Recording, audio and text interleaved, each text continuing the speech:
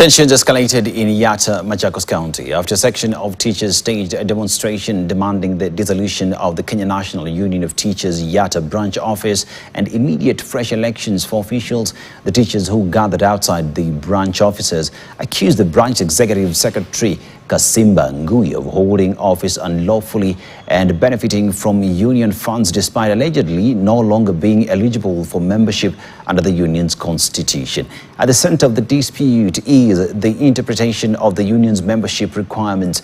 According to protesting members, the KNUT constitution restricts members to teachers actively engaged in public service. The demonstrators argue that Ngui resigned from his teaching position in 2017 to contest the Yatta parliamentary seat and therefore ceased to be a teacher and an ineligible union member. They add that continued leadership of the branch must align strictly with these provisions. The issue at hand is that the person who has been serving and is currently taking office by crooked ways is not a teacher. And we, the professionals, organized body which needs to be led by one of us. An imposter who is resigned from the service cannot stand here and address teachers' grievances. I remember the elections which were held on 24th.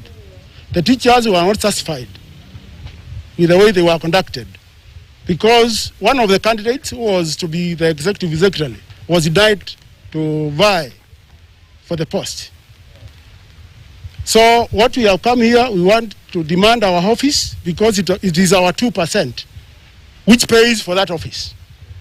And we want it to be closed until the national team does not impose a leader to us. Ni ombi letu uongozi wa KNUT wa national level utupe haki yetu, tupewa nafasi ya kufanya uchaguzi tena, ama anaye shikilia afisi kwa sasa Michael Kasimba Ngui aondoke.